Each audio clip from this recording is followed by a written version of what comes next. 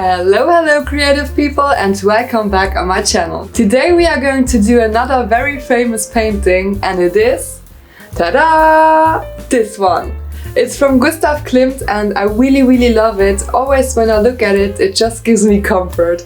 So let's see how long it takes me. Hello from Voice Over Me. So today we are going to learn something about Gustav Klimt.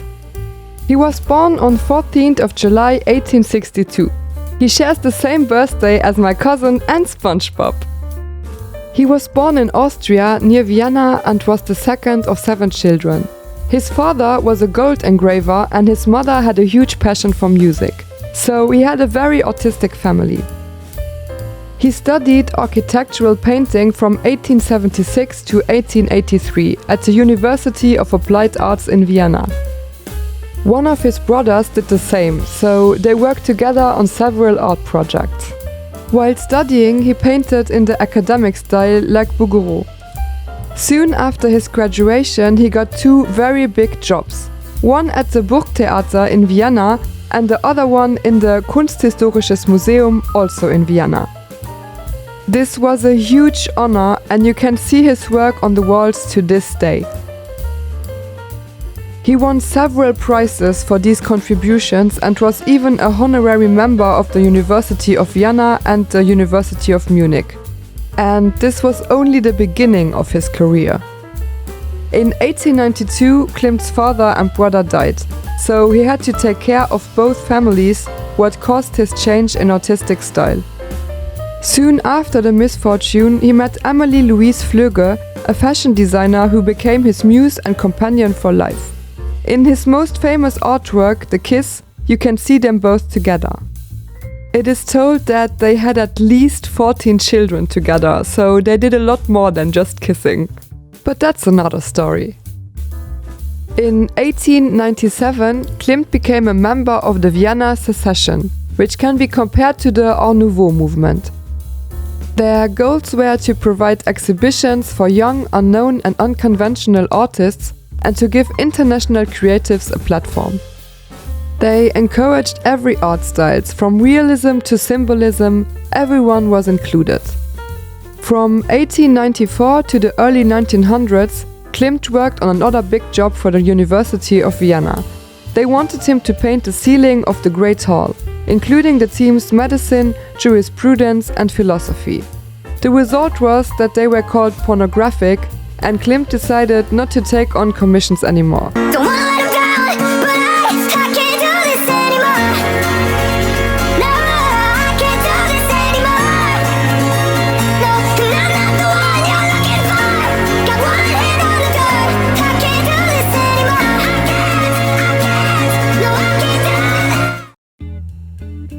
The answer they got from Klimt was he painted the Nuda Veritas, where he painted a naked, red-headed woman with a quote from Friedrich Schiller. If you cannot please everyone with your deeds and your art, please only a few.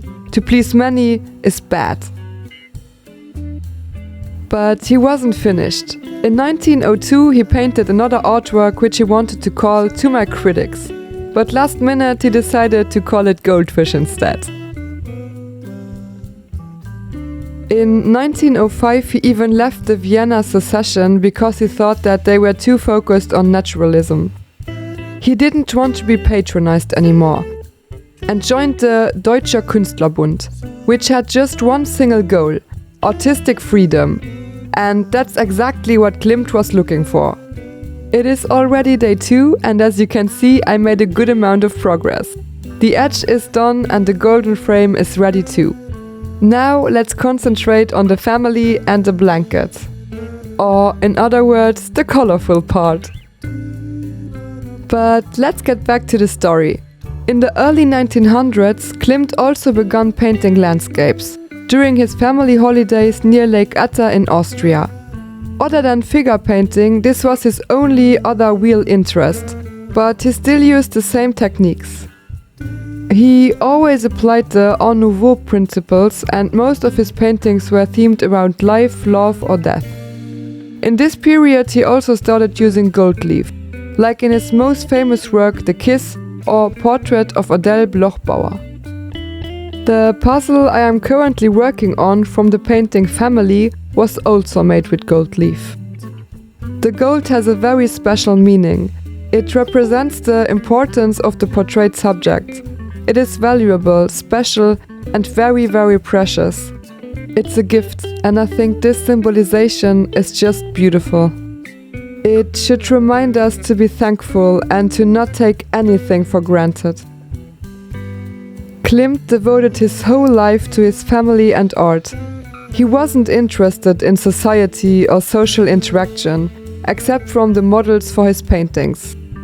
When asked the question why he never painted a self-portrait, he answered, "There's nothing special about me.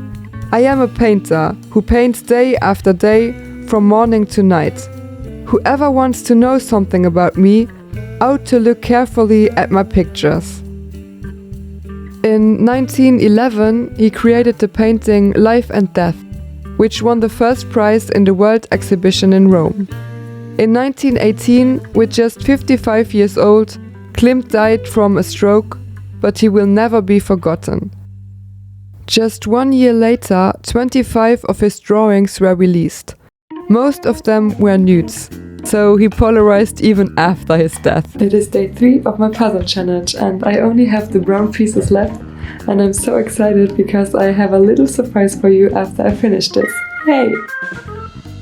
Ooh, what could that be? Leave a comment down below if you already know what it is. Like I said, I only had the brown pieces left, and as you can see, they all belong to the man in the painting. I was just so excited to finish this puzzle and to see it in all its beauty. But until then, I will show you some of the nudes I was talking about earlier.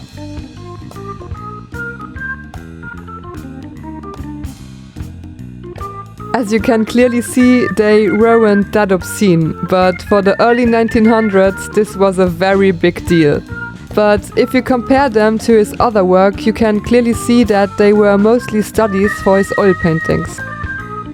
But yeah, if we just learned one single thing about Klimt in this video, it is that he didn't care what other people think, and that's so admirable for this time. And now let's check out my puzzle progress. Whoop whoop! Yay! I did it! It took me 3 days and I'm so happy because I really love the image, and yeah, now it's time for the surprise.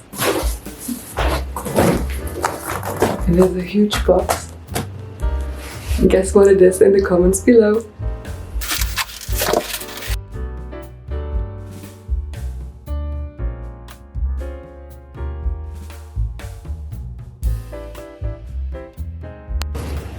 I bought picture frames for my puzzles.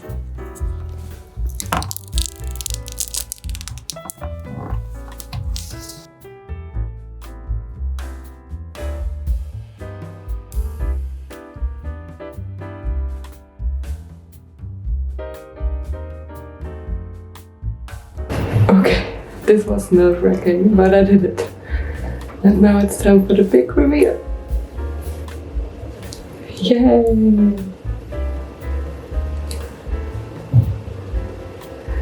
I really like it, it was so cool. And now let's do this with all my other puzzles.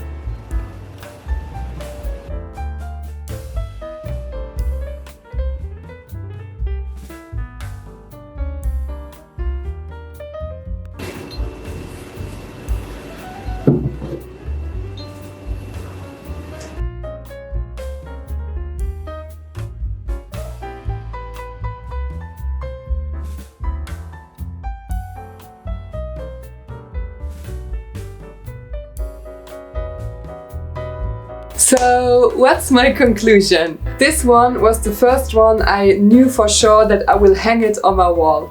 So I got a canvas and I was really scared that it wouldn't fit and all my work would just be destroyed if I tried to fit it into the canvas. But yeah, I did it. How do you like it, and did you ever frame your puzzles? Leave a comment down below. Now, all I have left to say is like my video, subscribe to my channel, and see you next time on my little creative space. Bye bye!